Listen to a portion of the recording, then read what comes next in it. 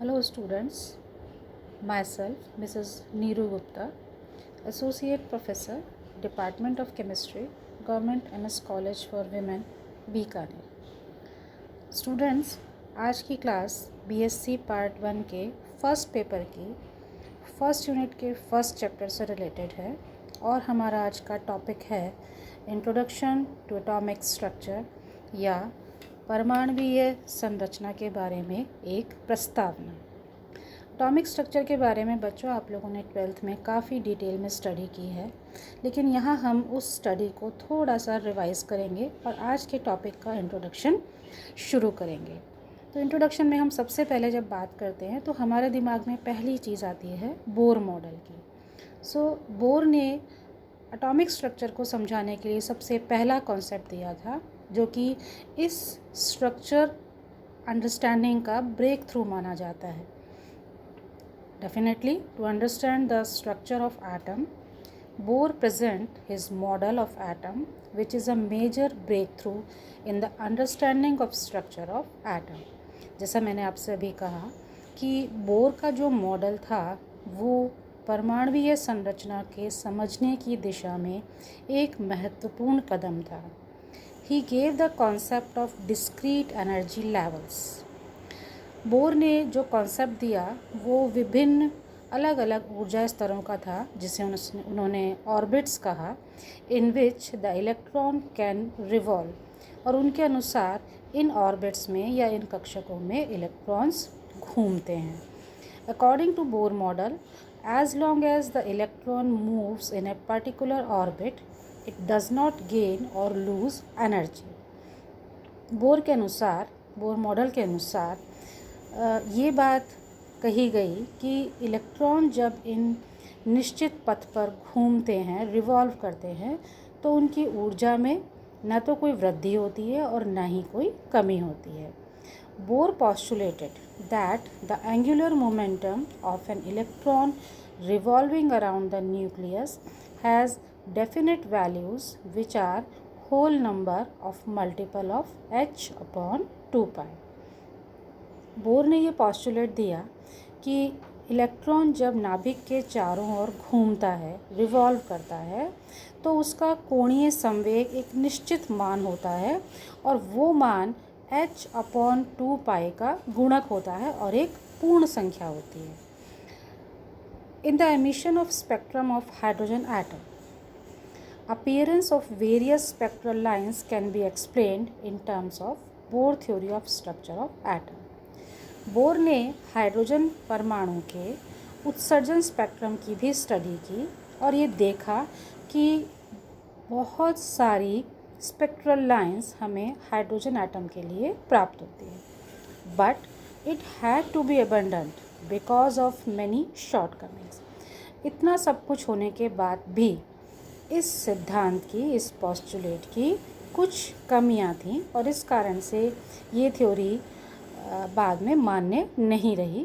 And the main objections of Bohr theory came from new ideas of de Broglie and Heisenberg. और bore theory के जो मुख्य objections थे या उसकी जो मुख्य लिमिटेशंस थी, कमियां थी, उनको बाद में डी ब्रोगली और हाइजेनबर्ग के द्वारा दूर किया गया। लेकिन उन सिद्धांतों को पढ़ने से पहले हमारे लिए ये जानना ज़रूरी है कि बोर के सिद्धांत की क्या क्या मुख्य कमियां रहीं। इन्हें हम पॉइंट्स में बात करेंगे। सबसे पहले हम बात करेंगे Bohr theory of an atom was successful to explain the spectra of hydrogen and hydrogen like atom, but it is failed to explain the spectra of multi electron atoms. Bohr की सारी जो स्टडी थी, सारी जो postulates थी, वो किस पर आधारित थी? हाइड्रोजन और हाइड्रोजन जैसे परमाणुओं पर, जो कि मुख्य रूप से एक इलेक्ट्रॉन को धारण करते हैं।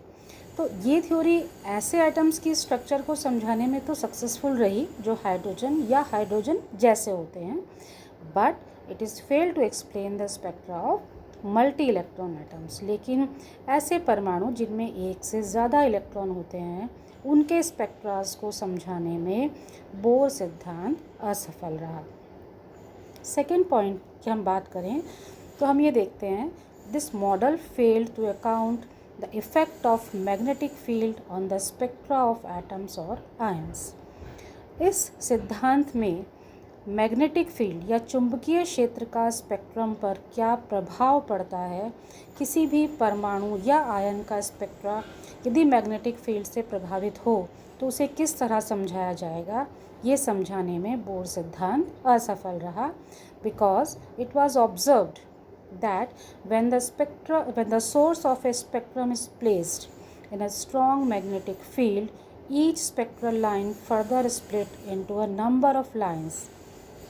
ये आपने देखा होगा अपनी पूर्व की कक्षाओं में कि यदि स्पेक्ट्रम के सोर्स को, उसके स्रोत को एक तीव्र चुंबकीय क्षेत्र में रखा जाए तो बनने वाली स्पेक्ट्रल लाइंस आगे फिर और नंबर ऑफ लाइंस में या बहुत सारी अन्य लाइंस में स्प्लिट हो जाती हैं, टूट जाती हैं, and this is called Zeeman effect. और इस परिघटना को क्या कहा गया? Zeeman effect. तो ये मैग्नेटिक फील्ड का या चुंबकीय क्षेत्र का स्पेक्ट्रम पर क्या प्रभाव पड़ता है, ये समझाने में बोर सिद्धांत असफल रहा।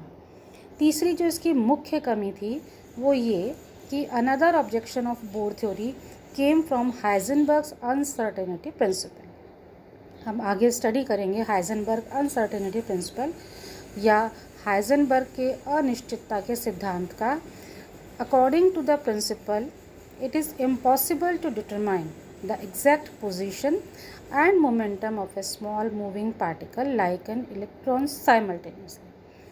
हाइजेनबर्ग का सिद्धांत मुख्य रूप से क्या कहता है कि किसी मूविंग पार्टिकल का, किसी गतिशील कण का, छोटे गतिशील कण जैसा कि इलेक्ट्रॉन की हम बात करें तो उस गतिशील कण की एक ही समय में उसकी पोजीशन अर्थात उसकी स्थिति और उसका मोमेंटम अर्थात उसका संवेग दोनों एक साथ ज्ञात करना मुश्किल है।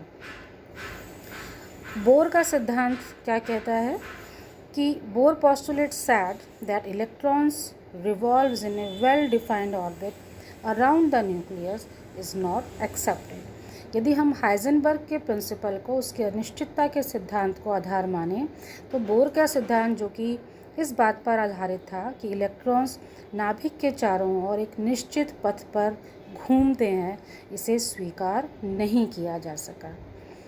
नेक्स्ट लिमिटेशन या शॉर्टकमिंग जिसकी हम बात करेंगे वो किस बात पर आधारित है कि Bohr treated the electron only as a particle. Bohr ने इलेक्ट्रॉन को एक कण के रूप में माना था, एक पार्टिकल माना था, but in 1923 de Broglie suggested that electrons like light has A dual character. लेकिन बाद में अगर हम 1923 में डी ब्रोगली का कॉन्सेप्ट जो हम आगे भी पढ़ने वाले हैं उसकी बात करें तो उसमें ये देखा गया कि इलेक्ट्रॉन पार्टिकल तो है ही, लेकिन प्रकाश की तरह इसका भी दोहरा चरित्र होता है। ये डुअल कैरेक्टर शो करता है जिसमें कि पार्टिकल होने के साथ साथ ये एक तरंग के रूप में भी व्यवहार प्रदर्शित करता है।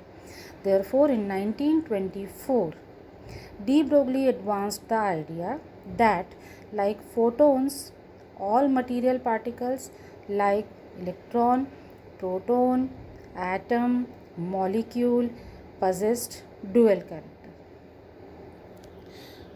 1924 में डी ब्रोगली ने इस आइडिया को थोड़ा एडवांस किया या आगे बढ़ाया और उन्होंने ये कहा कि फोटोन्स की तरह जितने भी मटेरियल पार्टिकल्स हैं, द्रव्य कण हैं, जैसे कि इलेक्ट्रॉन्स, प्रोटॉन्स, एटम्स या मॉलिक्यूल्स, उन सभी में डुअल कैरेक्टर देखने को मिलता है।